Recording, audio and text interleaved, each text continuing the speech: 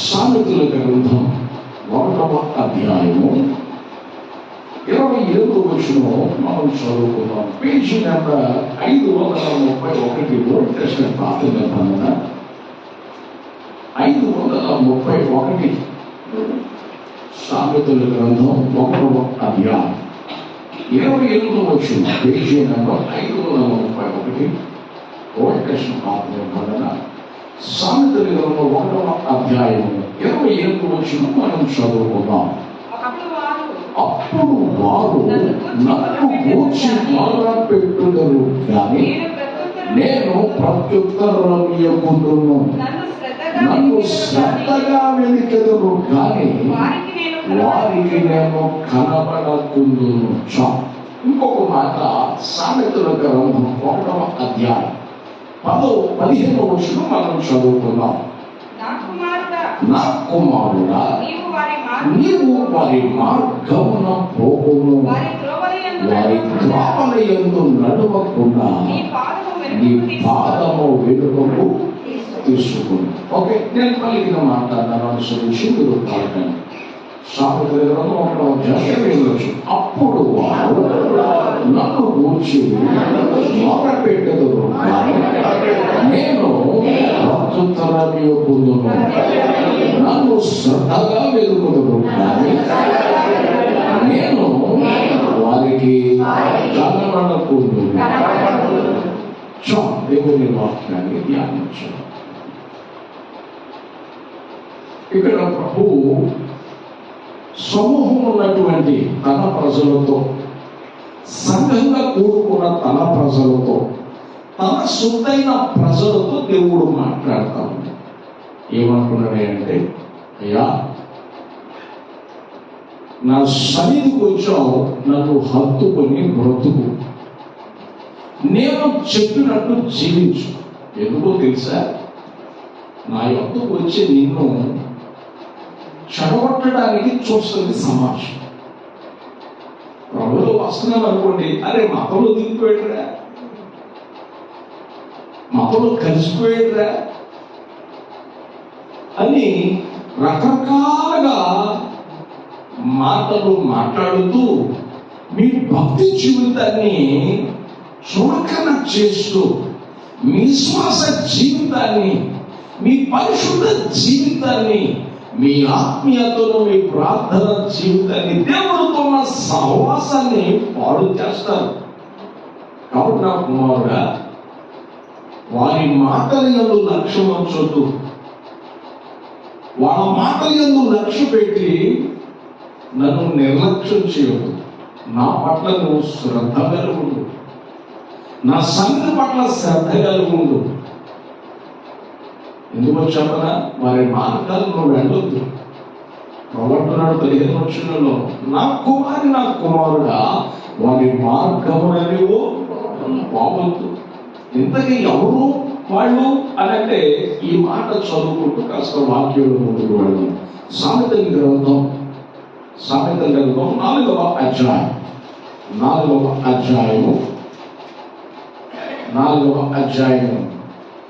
14వ వచనం మనం చదువుకున్నాం. 14వ వచనం, భక్తిహీనుల త్రోవను చారకుము, దుష్టుల మార్గమున నడువకుము. నా కుమారుడా, వారి మార్గాన్ని పోవద్దు. నువ్వు పోయావు అని అంటే కష్టాల పాలైపోతావు, నష్టాల పాలైపోతావు, శ్రమలు కోరి తెచ్చుకుంటావు. భక్తిహీనుల మార్గమున నువ్వు పోవద్దు, చారుతో. ఎందుకండి భక్తిహీనుల మార్గాన్ని పోవద్దు అంటే, ఆ మాట ఇంకొక మాట మనం యాడ్ చేద్దాం. సామెతల గ్రంథం 15వ అధ్యాయం 29వ వచనం మనం చదువుకున్నాం. 15వ అధ్యాయం 29వ వచనం, భక్తిహీనులకు యెహోవా దూరస్తుడు. భక్తిహీనులకు దేవుడు ఎటువంటి వాడట? చెప్పాలి, యెహోవా దూరం ఉంటాడు. అంటే భక్తి కలిగిన వారికి దేవుడు ఎట్లా ఉంటాడు? సమీపం. భక్తి కలిగిన వారికి ఎట్లా ఉంటాడండి దేవుడు? అందుకని భక్తిని పాడు చేసే వారికి దూరంగా చావద్దు, వారి మార్గంలో పోవద్దు. వారు చెడగొట్టేవారు, చెదరగొట్టేవారు. వారి మార్గాలు పోవద్దు. వారి మార్గాలు పోయావు అంటే ఏది కోరుకొని కష్టాలు పడిపోయినట్టే, కష్టాలు కొని తెచ్చుకున్నట్టే. నా కుమారుడా, భక్తి మార్గము తొలగిన వారి క్రియలు పట్టించుకోవాలి. 101 కీర్తనకారుడు అంటాడు, భక్తి మార్గము తొలగిన వారి క్రియలు నాకు అసహ్యములు, అవి నాకు అంతనీయం. ఇంకా అంటాడు ఆయన, భక్తి మార్గము తొలగిన వాడు నా ఎదుట ఉన్నప్పుడు నా నోటికి నేను చెప్పును పెట్టుకుంటాను. ఏం పెట్టుకుంటాడంటే అందరూ చెప్పాలి, నా నోటికి ఏం పెట్టుకుంటాడంటే చెప్పు పెట్టుకుంటాడు. భక్తిహీనుల త్రోవలో చావదు, భక్తి పరుడుగా బ్రతకాలి. భక్తిహీనులకు దేవుడు దూరస్తుడు. మొదటగా సౌలు రాజును దేవుడు ఎన్నుకున్నాడు.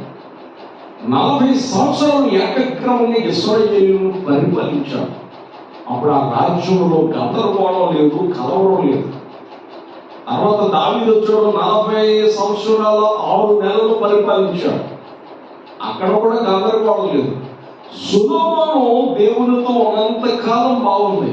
సొలొమోను 3వ రాజు ఉన్నప్పుడు 40 సంవత్సరాలు ఏలుబడి చేశాడు. కానీ చివరి దశలో దేవుని మాటను ధిక్కరించి దేవుని మాటకు అవిధేయుడిగా నడవడం ద్వారా రాజ్యములు తన కొడుకు దగ్గర నుంచి, ఆ రెహబాము దగ్గర నుంచి రాజ్యము 2గా చీలిపోయాయి.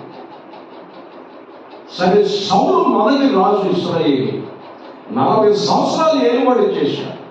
ఈ 40 సంవత్సరాల ఏలుబడిలో దేవుడు చెప్పిన 2-3 సార్లు తప్పాడు.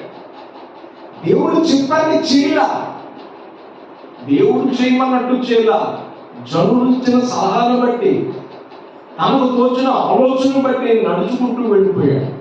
దేవుడు అన్నాడు, సౌలా ఇట్లా చెప్పాను కదా, ఇట్లా చేయమని చెప్పాను కదా అని చెప్తే, ఆ జనాలు అనడం ద్వారా నేను ఎట్లా చేశాను అంటే, దేవుడు చెప్పినట్టు చేయమను. ఎవరు నేను వాళ్ళే చేశాను? ప్రజలు నిన్ను కోరుకోవాల, దేవుడు నిన్ను కోరుకున్నాడు.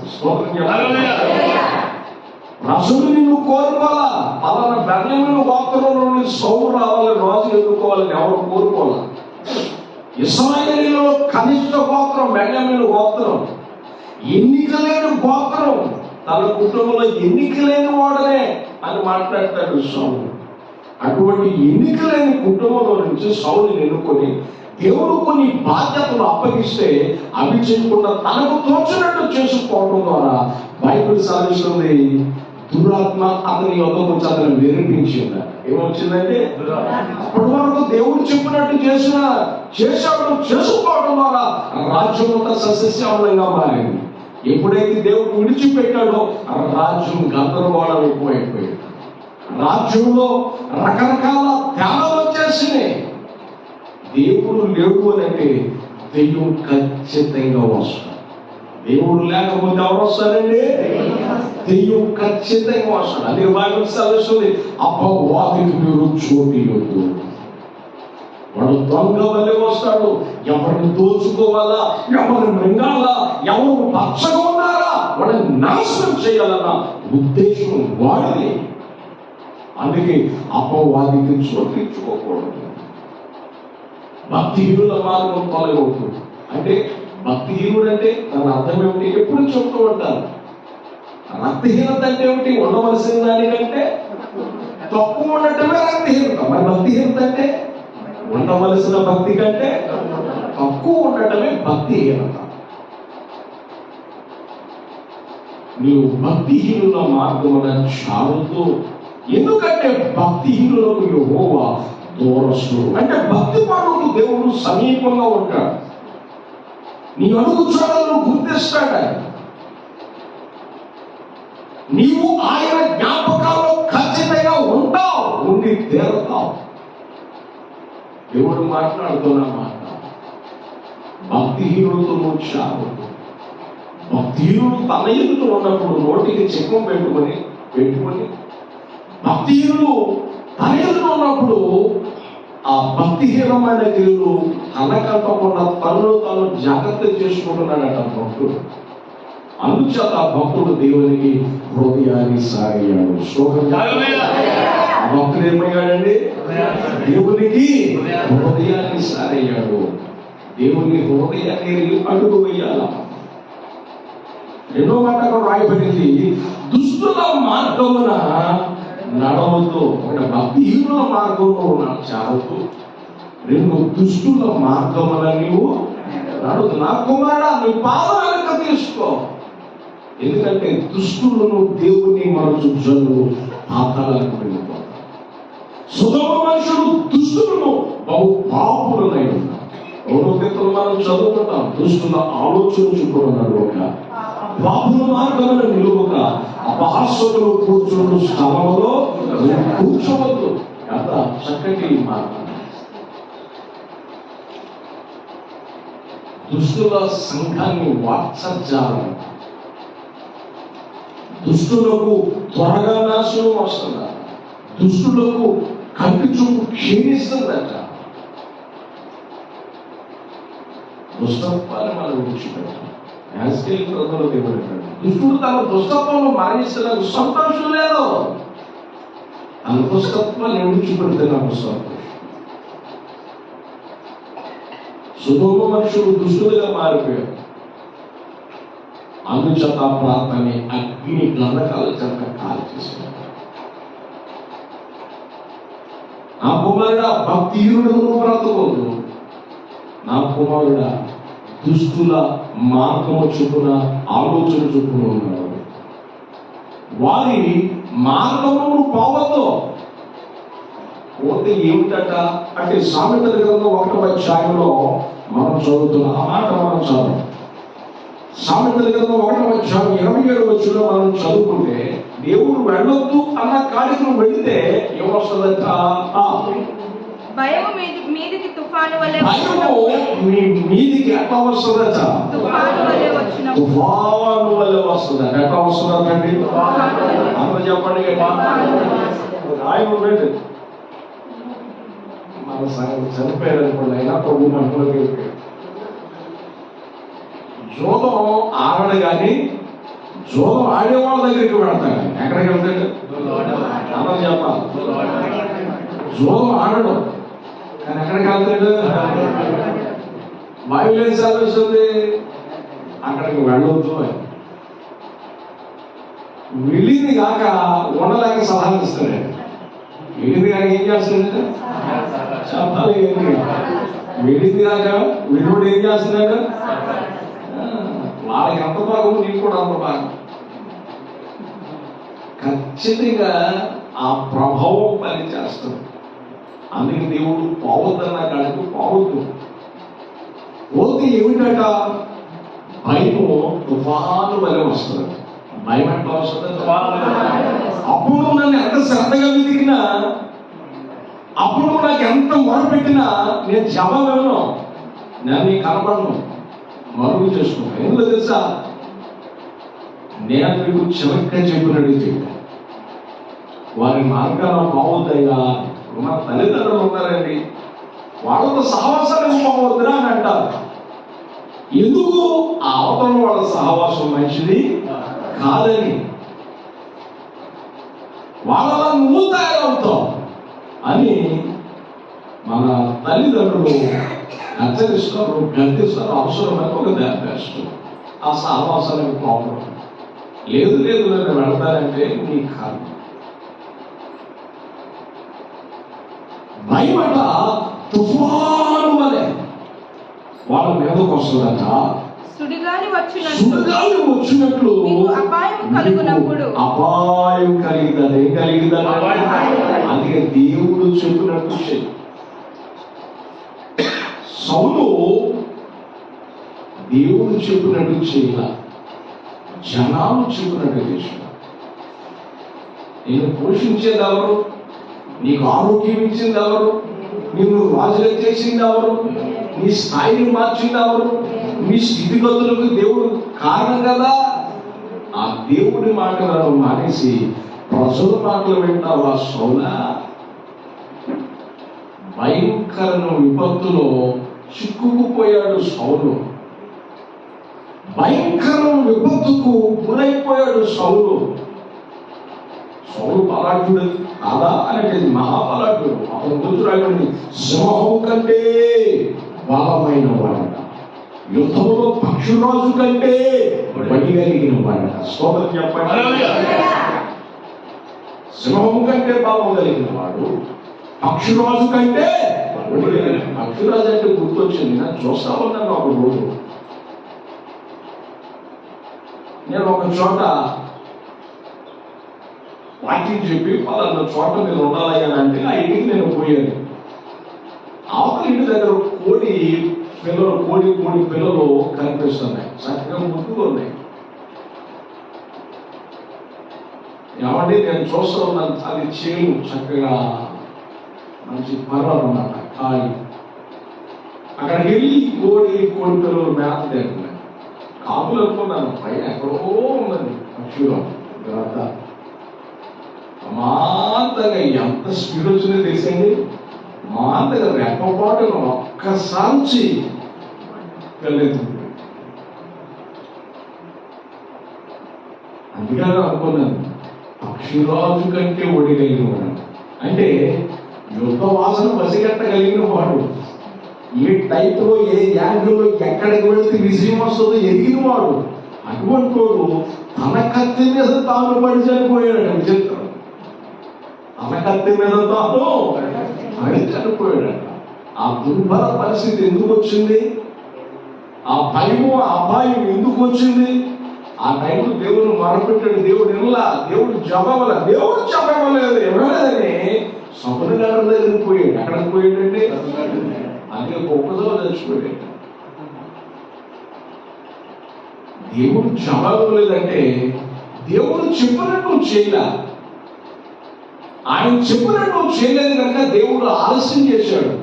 అయ్యా నన్ను తప్పైందయ్యా, నన్ను క్షమించయ్యా, నేను బుద్ధిహీనుడై ప్రవర్తించాను, వెళ్ళకూడని మార్గానికి వెళ్ళాను, చేయకూడని పని చేశాను, నన్ను క్షమించు అని జవాబు వచ్చేంత వరకు నువ్వు మోకరిస్తే, జవాబు దేవుడికి ప్రత్యుత్తరించేంత వరకు నువ్వు ప్రార్థన చేస్తే ఎంత బాగుండు.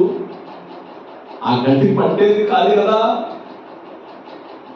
ఆ జవాబు వచ్చేంత వరకు కనిపెట్టాల. కొన్ని సందర్భంలో ప్రార్థన చేసేటప్పుడు జవాబు లేట్ అవ్వచ్చు కానీ లేటెస్ట్ ఉన్నది దేవుని కానీ. లేట్ అవ్వచ్చు కానీ ఎట్లా ఉండదండి, లేటెస్ట్ ఉన్నది దేవుని కానీ. బైబుల్ సాధిస్తుంది. భయము తుఫాను వల్లే సౌలు మీదకు వచ్చేసింది. అపాయము భయంకరమైన సుడిగాలు వల్లే అతని మీదకు వచ్చేసింది. ఎందుకు వచ్చిందంటే నువ్వు వారి మార్గాన బాగుంటుందండి. ఈ అడుగులు వెనక్కి తీసుకో.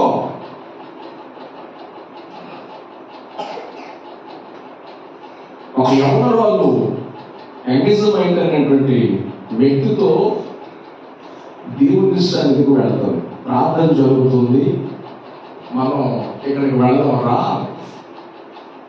ఇద్దరు బండి మీద వస్తున్నారు. బండి మీద వస్తుంటే ఆ దైవజనుడు చక్కటి వాక్యం చెప్పాడు. అమ్మా రేపు మనది కాదు,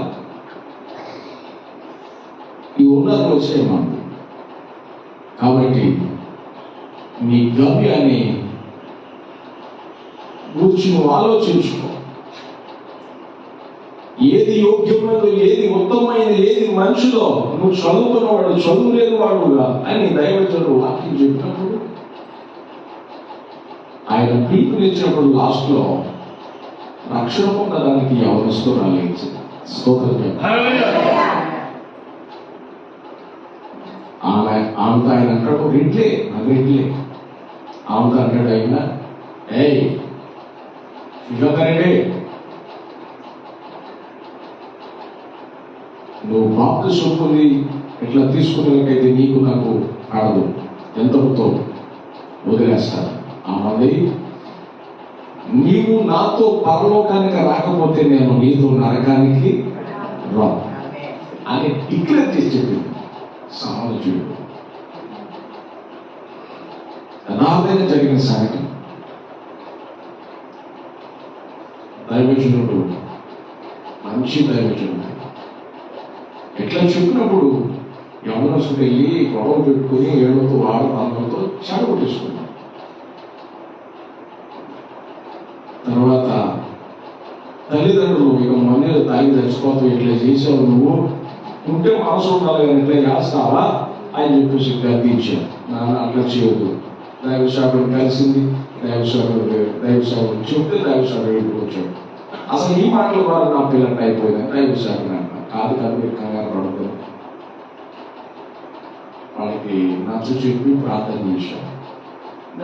కూతురు మార్గంలో దేవుడు మీ కూతురికి మంచి సమాధానం ఇస్తారు. ఏ కంగారు పడమాకండి. అట్లా నీ మాట ప్రకారం చూస్తే మేము కూడా ప్రభుత్వం అనుకుంటాం. ఎప్పుడైతే అన్నారో ఆయన చర్చిలోనే అమెరికాలో జాబ్ చేస్తాడు. ఆయన రెండు ఫ్యామిలీస్ సాధించారు. ప్రభు నమ్మకం పెట్టుంటే చూడండి, నేను వెయిట్ చేస్తున్నాను ఆయన మనసాలో ఉంది అని చెప్పేసి ఆయన కబురు చేస్తే తల్లిదండ్రులు కూడా అందరూ కలిసి వచ్చారు. నేను రక్షణ పొందుకోవాలంటే మరి పిల్లలు రక్షణ పొందాలి అంటే నేను ఆఫీస్ ఇచ్చేస్తాను, ఏమన్నా తీసుకుంటాను, నేను తీసుకుంటాను. నెంబర్ 1 శాలరీ కలిగిన బిడ్డని ఆ బిడ్డకి వివాహం చేశాను. వాళ్ళతో పాటు తల్లిదండ్రులు కూడా రక్షణ పొందారు. అందరూ కూడా రక్షణ మార్గంలో వెళ్ళిపోతున్నారు. కొంతకాలం తర్వాత వాళ్ళ తండ్రి ఈ పెళ్ళికొడుకు కాదన్నాడు ఎంగేజ్మెంట్ అయితే. ఆ తండ్రి ఏ టైంలో ఏదో సంథింగ్ ఏదో పరిస్థితులు వస్తే వాళ్ళు కలిసాడట. ఆయనకి వివాహం అయితే భార్య మామూలంగా భార్య మామూలంగా నిలబడితే కూర్చుంటే గుండి గట. అదే మీ మంచి సంబంధాలు కాదనుకుని ఎట్లా చేసాం, ఎట్లా అయిపోయిన దాని గురించి ఎందుకు ఒకరికొకరు మాట్లాడుకున్నాం. నా కూతురు కూడా పెళ్ళయింది. నా కూతురు చక్కటి భర్త దేవుడు ఇచ్చాడు, చక్కటి అల్లుడు ఇచ్చాడు. ఎంతో ప్రభుత్వం ఉన్నాను. నేను బాప్తిసం పొందుతున్నాను. ఏం చేసా బాప్తిసం తీసుకున్నాను. దేవుడు నమ్మకం వాళ్ళకి చెరపడండి. ఎంగేజ్మెంట్ పాడైపోయింది. అంత దుర్భరమైన పరిస్థితి. కానీ ఆ టైంలో కూడా ఆ తుఫానికి నిలబడింది. ఎవరు తల్లిదండ్రులు నిలబెట్టింది. పరిస్థితులు మారచ్చు కానీ దేవుని దాటిపోయే పరిస్థితులు కావవి. ఆయనకు తెలియకుండా ఏది జరగదు, ఆయన లేకుండా ఏమీ కలగలేదు.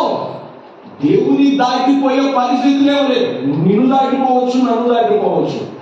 దేవునికి తెలియని చిత్రాలు ఏమీ లేవు. దేవునికి సమస్తమును తెలుసు. ఏది ఏ టైంలో ఎట్లా సెట్ చేయాలో ఆయనకి తెలుసు. కానీ నువ్వు తీసుకున్న నిర్ణయాన్ని బట్టి దేవుడు స్పందిస్తాడు. అందుకే బైబిల్ సాధిస్తాడు. భయము నేను చెప్పినట్టు చేయకపోతే భయం తుఫానా వస్తుంది. ఆ రోజు నోవహు కాలంలో దేవుడు సమస్త శరీరం చూస్తున్నాడు, నోవహును చూస్తున్నాడు. నోవహు 120 సంవత్సరాలు సువార్త ప్రకటించాడు. రేయింపగలు వర్షం కురవబోతుంది. దేవుడు వర్షం చేత జలప్రలయం చేత ఈ ప్రాంతాన్ని ముంచేస్తాడు. ప్రపంచాన్ని రక్షణ పొందాలని స్వార్థ చెబితే ఒక్కడ కూడా రక్షణ పొందాలి. ఒక్కడ కూడా ప్రభుత్వ విశ్వాసం లేదు. వారం తయారు చేసేవాళ్ళు ఉన్నారు, అక్కడ ఊళ్ళు తీసుకుంటున్నారు. వారం తయారు చేసేవాళ్ళు, కీలు పూసేవాళ్ళు, చెక్కలు అమర్చేవాళ్ళు వీళ్ళందరూ అంటారు 3 అంతస్తులే కట్టుకున్నాడంటే మనం 3 అంతస్తులే కడుతున్నాం. డబ్బులుగా చేసుకుంటాడు ఈ నోవాహు. మనలాగా తాగి తమరాలాడుతా ఏటో మోకరిస్తున్నాడు, ప్రార్థన చేసుకుంటాడు, పని చేసుకుంటాడు అని రకరకాలుగా ఎగతాళి చేస్తున్నారు. ఏదో వర్షం అన్నప్పుడు ఒక వర్షం అంటే తెలియదు భూమి మీద. ఏదో వర్షం వస్తుందట, మళ్ళీ ఆ వర్షం కూడా నింపవడం వస్తుందట అని ఎటకాలం చేస్తూ ఎగతాళి చేస్తూ నోవాహుని ఆడిపోసుకుంటున్నారు. ఆయన చెప్పిన సువార్త వినడం మానేశారు. ఈ రక్షణ వాడలో ఎక్కడిని తప్పించుకోండి ఆ ఉగ్రత నుంచి అని చెప్తుండ్రు. అక్కడ కూడా అర్థం కాలం పరిపూర్ణమైపోయింది. దేవుడు అన్నాడు, నోవాహు నీవు, నీ భార్య, నీ బిడ్డలు వాళ్ళు నీ కోడలు ప్రవేశించాడు అన్నారు. మొత్తం 8 మందిలో వాళ్ళకి వెళ్ళిపోయారు. తలుపుని వేయి వాళ్ళకి నేను వేస్తాను, ఎందుకంటే మీ చుట్టూ తలుపు తీయమని తీరగలను, రక్షణ బాగలేదుగా. కాబట్టి తలుపు నేను వేస్తాను, తలుపు వేసాడు. తలుపు వేసి తాళాలు దగ్గర పెట్టుకున్నాను. చూడండి చెప్పండి. సహజంగా మాకు ఎవరికి వచ్చినప్పుడు కాస్త మనాన్ని ఉంటుంది, కానీ దేవుడికి మనతనం ఉండదు. బైబిల్ ఎవరికి చుట్టం కాదు, దేవుడు ఎవరికి చుట్టం కాదు. దేవుడు పక్షపాతి కాదు, న్యాయాధిపతి. ఎటువంటి వాడైనా న్యాయాధిపతి. ఎవరికి జరగవలసింది అది జరగాలి. తాళం తీసుకుని దేవుడు పెట్టుకున్నాడు. వర్షం స్టార్ట్ అయింది. పర్వతాలు మునిగిపోయాయి, చెట్లు మునిగిపోయాయి, కొండలు మునిగిపోయాయి. విపరీతమైన వర్షం, వాన తేలింది. ప్రజలు వర్షం తట్టుకోవడానికి ఈత కప్పులు ఎక్కారు, ఈత కప్పుల నుంచి చెట్లు ఎక్కారు, చెట్ల నుంచి చిటాకు బొమ్మ కూడా వెళ్ళారు. చిటాకు బొమ్మలు కూడా అక్కడ మునిగిపోయి అందరూ కొట్టుకుపోయారు, చచ్చిపోయారు. అనుకుంటున్నాను వారం పట్టుకుని చాలా మంది అలాంటి రే అవా నెల నీకు అర్థానికి వచ్చిందా? ఇంకా తలుపు తీరానంటే నావు కిటికీలో చూస్తున్నాను, కానీ తాళాలు ఎవరి దగ్గర ఉన్నాయి? ప్రధాన డోరు తాళం నా దగ్గర లేదు. రై అకాంట్లో ఒక తండ్రి తండ్రా తండ్రి పనులు డోరు గారు తీసుకోవడం చెప్పండి. గట్టిగా నోవహు రకరకాలుగా ఆ టైంలో కూడా ఆడిపోసుకుని ఉంటారు. నోవహు సైడ్ అయిపోవాలి. నోవహు సైడ్ అయిపోయాడు. సమస్త ప్రజలు శరీరం చనిపోయారు. ఎందుకు చనిపోయారంటే ఆదికాండంలో రాయబడింది. ఆ మాట చదివిస్తాను, మనందరికీ పరిచయం కానీ ఆ మాట చదివిస్తాను. ఆదికాండం 6వ అధ్యాయం 11వ వచనం 12వ వచనం మనం చదువుకుంటాం. ఆదికాండం 6వ అధ్యాయం 11, 12 వచనాలు మనం చదువుకుంటాం. భూలోకము దేవుని సన్నిధి ఏమైపోయిందండి? చెడిపోయి ఉండెను. ఎంతగా చెడిపోయారండి. దేవుని సన్నిధిని పాడు చేశారు. ఎక్కడనే ఇద్దరు కూడుకుంటే దేవుని సంభాషణ లేదు, రకరకాల సీరియల్ సంభాషణ, రకరకాల లోక సంభాషణ వారి మధ్య ఉంది. దేవుని సంభాషణ లేదు. మన సంభాషణ ఉప్పు వేసినట్టు ఉండాలట. మన సంభాషణ ఎక్కడ ఉండాలంట? ఉప్పు వేసినట్టు కృపాసహితమైనదిగా ఉండాలట. ఉప్పు కోట వేసి ఏమొస్తుంది మనకి? చెప్పండి. ఉప్పు ఎక్కువైతే తక్కువ అయినా పర్లేదు, కానీ కూరలో ఉప్పు ఎక్కువైతే మాత్రం మామూలు తేడాలు వస్తాయి. ఇంట్లో ఎప్పుడు చూసి నేను మొక్క ఇంతేనే నన్ను అంటావా ఏసురక్తం అని చెప్పి రకరకాల తేడా. ఉప్పు తక్కువైనా పర్లేదు, కానీ ఉప్పు మాత్రం ఎక్కువ అనుకోండి. స్తోత్రం చెప్పండి. బైబిల్ సాధిస్తుంది. మన సంభాషణలో ఉప్పు వేసినప్పుడు అంటే రుచిగా ఉండాలి. ఎట్లా ఉండాలండి? కానీ మనం సంభాషణ కొంతమంది మాట్లాడితే పెట్రోల్ అక్కర్లేదు, కిరసనాలు అక్కర్లేదు, గీసి మొత్తం తగలు పెట్టేస్తారు. స్తోత్రం చెప్పండి. నాలుగు అగ్ని లాంటిదండి ఇది. నాలుగు ఎటువంటిది? అగ్ని. ఇది జస్ట్ నాలుగు మాట పెట్టి ఒక్క మాట అందంటే చాలు అర్థాలు గుర్తుండిపో. అర్థాలు ఏమైపోద్ది? నాలుగు అగ్ని అని యాకోబు పత్రిక సెలవిస్తుంది. జాగ్రత్త. దేవుడు నోవహు కాలంలో సమస్త శరీరులు దేవుని సరిని పాడు చేశారు. వాళ్ళ కుటుంబాన్ని పాడు చేశారా? ఏం పాడు చేశారంటే అందరూ చెప్పాలి కదా. దేవుని సరిని పాడు చేశారండి. దేవుని సరిని పాడు చేస్తే దేవుడిని పాడు చేస్తారు. నీ దేహం దేవుని ఆలయం, నీ హృదయం దేవుని ఆలయం. ఎవడైనా దేవుని ఆలయాన్ని పాడు చేస్తే దేవుడు ఏం చేస్తాడో వాటిని పాడు చేస్తాడు.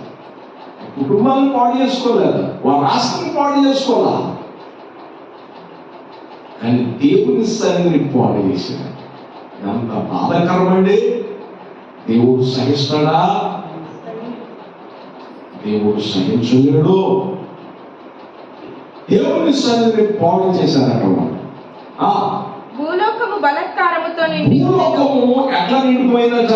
బలాత్కారముతో నిండి అబ్బా, దేవుడు నివసించలేనంత ఘోరంగా మారిపోయింది. ఎవరినెవరు ఉదయం చూపిస్తారేమో, అబ్బా తండ్రిని మొరపెడతారేమో, దేవుడు సంచరిస్తే దేవుడు అడుగు పెట్టడానికి అవకాశం లేకుండా పోయింది. భూలోకము బలాత్కారముతో నిండి నిండి ఉండెను.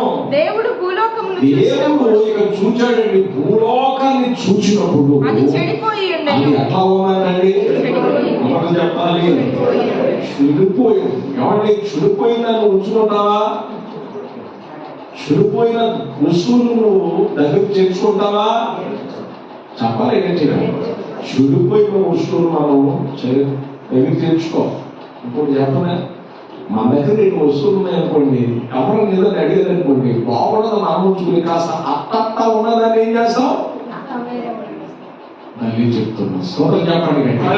వాస్తవం కదా, బాగున్నది మనం ఉంచుకుని ఏం చేస్తాం? కాస్త వేరే వాళ్ళకి బాగోలేదు. దేవుడు చూసినప్పుడు తీసివేయగలిగినంతగా చెడిపోయినా బాగు చేయడానికి పనికిగా దేవుడు చూశాడు. దేవుని హృదయం బాధపడుతోంది. బైబిల్ సాగిస్తుంది, దేవుడట ఆ రోజు సంతాపపడ్డాడట, నరులను చేసుకుంది. ఎంత దుర్మార్గంగా మారిపోతారో వీళ్ళు, నా పోలిక చూపులు చేయబడిన ప్రజలని దేవుడు సంతాపపడి వారిని తుడిచివేయాలనుకున్నాడు. ఇక చెడిన వేళను ఉంచకూడదు అని మొత్తం తుడిచేశాడు.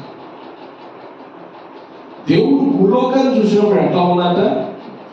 అది చెడిపోయి ఉండేను. భూమి మీద సమస్త శరీరులు ఎందుకు చెడిపోయింది అంటే, భూమి మీద సమస్త శరీరులు తమ మార్గమును చెరిపి వేసుకొని ఉండిరి. ఏం చేశారట? తమ మార్గమును దేవుడు వెళ్ళొద్దన్నా ఆ మార్గంలోకి వెళుతూ వారు పాడు చేసేసుకున్నారు. దేవుడు చేయొద్దనేది చేస్తూ దేవుని సన్నిధిని పాడు చేసేసారు. దేవుడు భూమి మీద ఉండటానికి అవకాశం లేకుండా చేశారు. అంత బాధాకరమైన విషయం. అందుకే ఆ జల ప్రళయముని దేవుడు కురిపించి నోవహు కొడుకు ముగ్గురు, నోవహు భార్య, నోవహు వాడల ముగ్గురు, మొత్తం 8 మందిని దేవుడు వాడలో సురక్షితంగా ఉంచాడు. స్తోత్రం చెప్పాలి. ఆ నోవహు పిల్లల ద్వారా కలిగిన సంతానమే విస్తరించింది. సంతానం ప్రపంచం తర్వాత జల ప్రళయం. నా ప్రియ దేవుడు బిడ్డలారా, బైబిల్ సెలవిస్తుంది, దేవుడు వెళ్ళొద్దు, నా ప్రాంతాలకు వెళ్ళొద్దు. వెళితే బైబిల్ మీదకి తుఫాను వచ్చేస్తుంది, అబ్బాయి నీ మీదకి భయంకరంగా వచ్చేస్తుంది. ఆ టైంలో ప్రభావాలను క్షమించు నాయన, నువ్వు చెప్పినది ఎంతేదా, దేవుడు నీ మాట వినడం ఎంత శ్రద్ధ వెతికని నేను పట్టించుకో. ఎంత శ్రద్ధ చూపులను నువ్వేం దేవుడు ఏం చేయడం పట్టించుకో. కాబట్టి దేవుడు చెప్పినప్పుడు నువ్వు శ్రద్ధ వహించు. దేవుడు చెప్పినప్పుడు ఏం చేయాలి? నీవు శ్రద్ధ వహించు. ఎలీషా దగ్గర ఒక బలురైన స్త్రీ పరిచర్య చేసే విషయంలో పాలేరులకి చెప్పొచ్చు, కానీ ఆమె పాలేరుతో చేర్చుకోకుండా ఆమె ఏం చేసిందంటే, ఎలీషా భక్తిగా దైవజనుడు గుర్తించి తాను తన యజమాని గొప్ప పరిచర్య చేశాడట. అతడు అంటాడమ్మా, ఎంత శ్రద్ధాభక్తులు మా ఇంట్లో నిలుపుతున్నావు. రాజుగా నాకు సమీపస్తుడమ్మా, రాజుగారితో ఏమైనా మాట్లాడాలా? అక్కడ పని చేస్తాడమ్మా. నేను చెప్తే ఏదైనా అవసరం ఉంటే చెప్పమ్మా. అయ్యా నాకు అక్కర్లేదు అన్నా. అతని దగ్గర తొలగడన్నాడు గ్యాస్.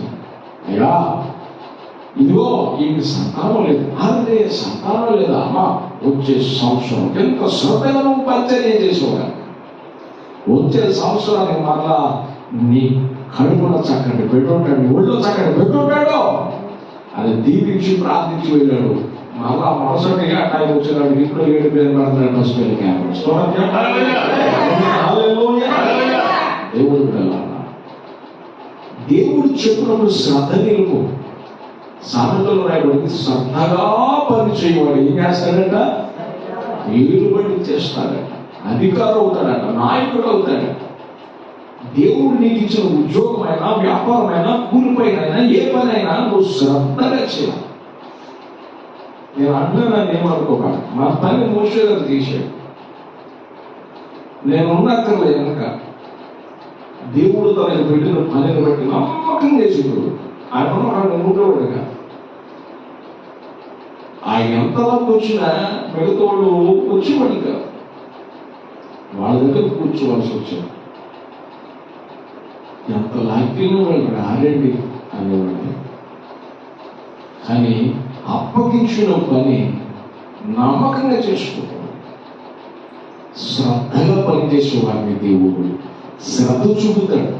సామెతల్లో యోగు గ్రంథంలో ఒక మాట నేను మీకు పరిచయం చేస్తాను. యోగు గ్రంథం 7వ అధ్యాయం, యోగు గ్రంథం 7వ అధ్యాయం, యోగు గ్రంథం 7వ అధ్యాయం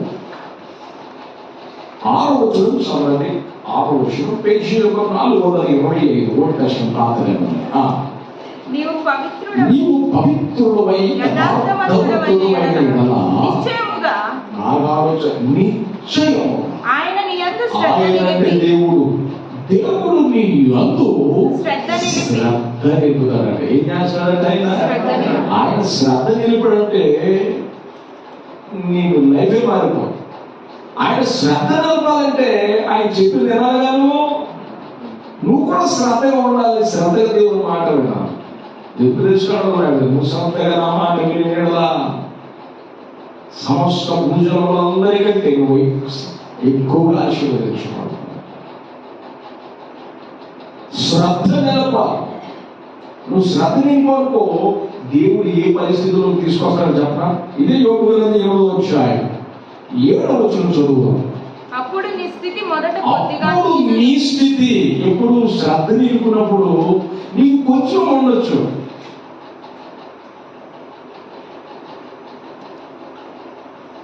నీవు శ్రద్ధ నింపునప్పుడు నీ స్థితి మొదట కొద్దిగా నుండి నన్ను తుదకు నీవు మహాభివృద్ధి పొందుతావు. స్తోత్రం చెప్పండి. హల్లెలూయా. తుదకు నువ్వు ఏమవుతావు? మహాభివృద్ధి. స్తోత్రం చెప్పండి. ఒక మంచి విషయం, ఒక హెచ్చించేవాడు ఆయనే. ఏ మనుషుని ద్వారా మనకు హెచ్చు కలగదో దేవుని ద్వారే మన పరిస్థితులు మారిపోతాయి. స్తోత్రం చెప్పండి. హల్లెలూయా. కొంచెం అధికంగా మార్చగలిగిన గుడిలో కొంచెం పిండి ఉందట. ఏలియాకు చేర్చుకున్నటువంటి విధవరాలి కుటుంబం ఏం చేసిందో తెలుసా? 3.5 సంవత్సరాలు ఆ పిండి ఆ నూనె అయిపోకుండా తిన్నారట. స్తోత్రం చెప్పండి. కరువు కాలంలో, ఏ కాలంలోనండి? కరువు కాలంలో దేవుడు సమృద్ధిని ఇచ్చాడు. కరువు కాలంలో ఏమిచ్చాడు? అందరూ చెప్పాలి. ఫోటో ఆ బుట్టులో ఉన్న నూనె అయిపోలేదు, ఆ దుడ్డులో ఉన్న పిండి అయిపోలా.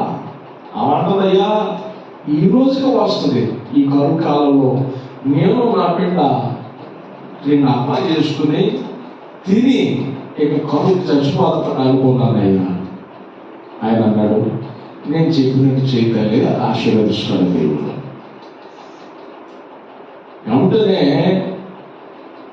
మారు మాట మాట్లాడకుండా ఏలియా గారికి మొదట అప్పం చేసి తీసుకొచ్చింది. ఎప్పుడైతే తీసుకొచ్చిందో ఏలియా గారు తిని దీవించాడండి. 3.5 సంవత్సరాలు ఆమె ఆ ఇంటి వారు, అమ్మ తరపు వారు, తండ్రి తరపు వారు అందరూ పోషించబడ్డారు. స్తోత్రం చెప్పండి. హల్లెలూయా. అందరూనేమో కరువు చేత చచ్చిపోతుంటే ఏదో సమృద్ధి కలిగిన భోజనం చేస్తున్నాడు. ఎంత మంచి దేవుడు. ఇప్పుడు దేవుడు లాగా శ్రద్ధగా వెతకమన్నప్పుడు వెతుకు. వారి మార్గాన్ని పోవద్దని చెప్పినప్పుడు విను. అట్లా నువ్వు చేయగలిగితే దేవుడు నీకు ఉన్నత స్థితిని కలగజేస్తాడు. నీ పరిస్థితులను చక్కపరుస్తాడు. నీ పరిస్థితులను ఆశీర్వదిస్తాడు. నీ పరిస్థితులను దేవుడు తన చేతుల్లోకి తీసుకొని ప్రతి పరిస్థితిని మార్చి వేస్తాడు.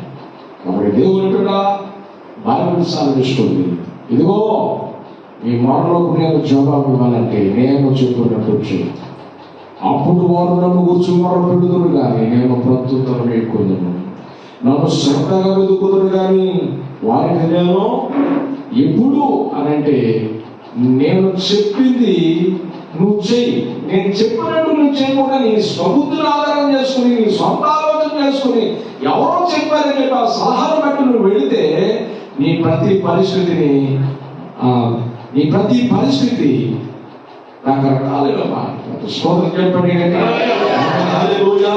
దేవుని వాక్యం సెలవిస్తుంది. దేవుని బైబిల్లో మనం చదువుతున్న ఈ మాట మీరు ఆలోచించాలి. ఎంత మంచి దేవుడు యేసు దేవుడు. మన చరిత్రలు మార్చగలిగిన, మన స్థితిగతులు మార్చగలిగిన. కాబట్టి నా ప్రియమైనట్లాగా ఆయన చెప్పినప్పుడు మనం విన్నాం. ఆయన చెప్పినప్పుడు మనం చేస్తే మన విషయాల పట్ల శ్రద్ధ చూపుతాడు. ప్రతి భయాన్ని తొలగిస్తాడు. ప్రతి రోగాన్ని తొలగిస్తాడు. ప్రతి ఒడుదుడుకుల విషయంలో దేవుడు సహాయం ఉండే ఒడుదుడుకుల నుంచి మనం వినిపిస్తాడు. తలలో వచ్చి ప్రార్థించాలి. తలలో